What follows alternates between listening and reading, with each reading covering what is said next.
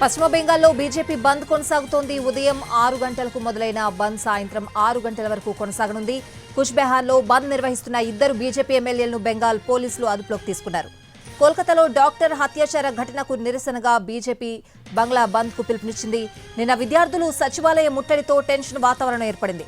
ప్రభుత్వ తీరుకు నిరసనగా ఇవాళ బీజేపీ బెంగాల్ బంద్ కు పిలుపునిచ్చింది.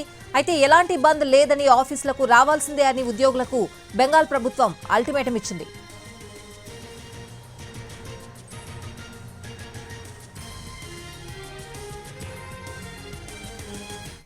పశ్చిమ బెంగాల్లో బీజేపీ బంద్ కొనసాగుతోంది. బంద్ కి సంబంధించిన పూర్తి అప్డేట్స్ అడిగి తెలుసుకుందాం. మా ప్రతినిధి రాజు లైవ్ లో సిద్ధంగా ఉన్నారు. రాజు, కలకత్తా అత్యాచార ఘటనకు సంబంధించినటువంటి అంశం పైన ఇంకా కలకత్తాలో మంటలు కొనసాగుతూనే ఉన్నాయని చెప్పుకోవచ్చు. ఏదైతే బాధితురాలికి సంబంధించి ఇప్పటి వరకు కూడా సరైనటువంటి న్యాయం చేయలేకపోయారు.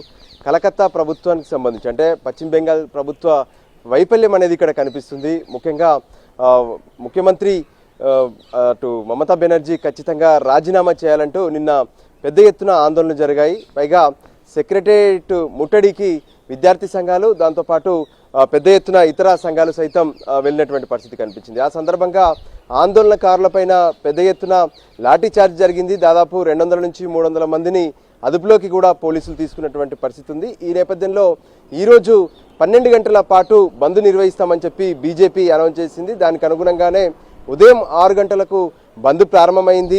సో పూర్తిగా ఎక్కడికక్కడ పోలీసులు కాపుకాస్తున్నటువంటి పరిస్థితి కనిపిస్తుంది. ఇక పశ్చిమ బెంగాల్ సెక్రటేరియట్ అంటే కలకత్తాలోని సెక్రటేరియట్ అయితే రక్షణ వలయంలో ఉందని చెప్పుకోవచ్చు. ఎందుకంటే ఆందోళనకారులంతా కూడా సెక్రటేరియట్ వైపు దూసుకొచ్చే ప్రయత్నం చేశారు నిన్న. అది ఈరోజు కూడా కొనసాగే అవకాశం ఉందని చెప్పి పోలీసులు పూర్తి స్థాయిలో భద్రతను ఏర్పాటు చేశారు.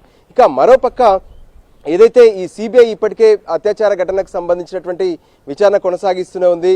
నిందితుడు సంజయ్ రాయ్, దాంతోపాటు ఆర్జీ కార్ మెడికల్ కాలేజీ మాజీ ప్రిన్సిపాల్ సందీప్ ఘోష్లను కూడా సిబిఐ కంటిన్యూగా విచారణ జరుపుతూనే ఉంది. దాంతోపాటు మిగతా మరికొంతమందిని విచారిస్తున్నప్పటికీ కూడా కలకత్తాలో ఉన్నటువంటి ఈ శాంతి భద్రతల సమస్యలు కావచ్చు, మహిళలపై జరుగుతున్నటువంటి దాడుల విషయంలో కావచ్చు, ఇది రాష్ట్ర ప్రభుత్వ వైఫల్యం అంటూ నిన్న ఆందోళనలు జరిగాయి. ఈరోజు బీజేపీ కూడా మమతా బెనర్జీ రాష్ట్ర ముఖ్యమంత్రిగా రాజీనామా చేయాలంటూ ఈ బంద్లో ఆందోళన చేసినటువంటి పరిస్థితి కనిపిస్తుంది. అయితే బంద్ ప్రశాంతంగా జరిగేందుకు ఒకవైపు పోలీసులు ఎక్కడికక్కడ మోహరించినప్పటికీ కూడా రాష్ట్ర ప్రభుత్వ ఉద్యోగులకు మాత్రం సెలవులు లేవు, బంద్లో పాల్గొనొద్దు, ప్రతి ఒక్కరూ కూడా విధులకు హాజరు కావాలని చెప్పి ఆదేశాలు జారీ అయ్యాయి. దాంతో అక్కడక్కడ గొడవలు అయితే ప్రారంభమవుతున్నటువంటి పరిస్థితి కనిపిస్తుంది.